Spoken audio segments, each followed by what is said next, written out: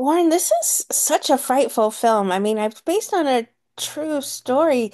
Was there something always about this lore or about even the tale that you found related to the man in the white van that crafted this story for you? Well, okay, so Jamie, I have always loved suspense thrillers. I grew up a fan of Hitchcock and Stephen King and Stanley Kubrick. Um, so, as I've kind of as this story sort of was told to me through the victim perspective, I just thought, wow, this is something that I would love the chance to be able to tell this story. And I found it particularly interesting because it was a unique perspective. It was from the victim and survivor from her point of view. It wasn't a story about the serial killer's MO or a detective trying to find their guy or a journalist tracking down a story and a mystery, but it was really in its simplest form a girl who cried wolf story facing a predator who she had no clue um, just how awful and evil this man was. You did you find out how he chose Annie and exactly like what was it about her that sort of made her the perfect victim? I've never had a conversation with the serial killer. I'm separately. I'm actually working on developing a docu series right now, and hope that might occur one day. But I've talked to. I mean, he's got a ton of victims. There are six known victims from him. He just admitted to in one earlier this year actually, and that was a case that now became solved 50 years later. Um, and police are still working cold cases, and I'm heartened by the fact that they are, and they're still looking to find closure for families, victims, um, and I just think that that's an important part of all this.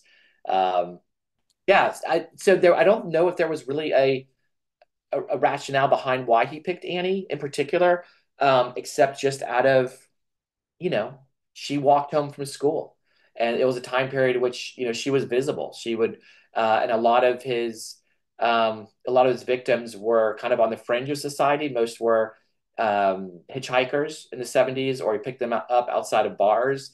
Um, and I think Annie was just visibly available to him, and I think it sort of um, kind of put her in his target.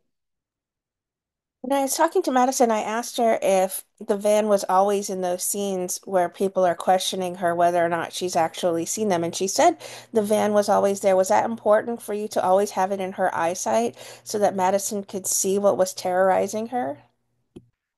Well, I mean, with a little filmmaking magic, the van maybe wasn't actually physically there when she was looking out a window.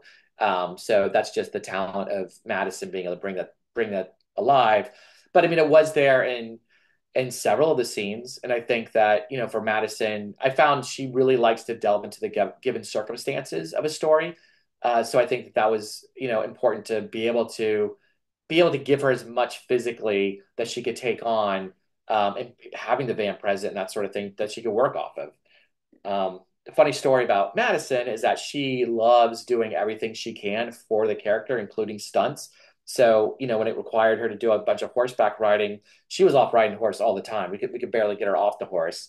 But there were times when we're doing stunts, and she wants to go do the stunt, and that's where I kind of go to talk with a stunt coordinator, and we'd have a conversation and decide, can she do this stunt?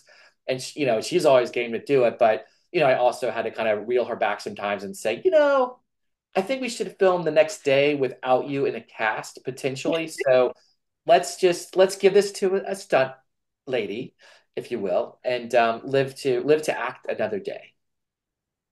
Well, this is such an exceptional film. It's startling throughout and beginning to end, and I'm grateful that I had a chance to explore the wonderful work you put into it. Thank you so much, Jamie. I really Uh, appreciate it.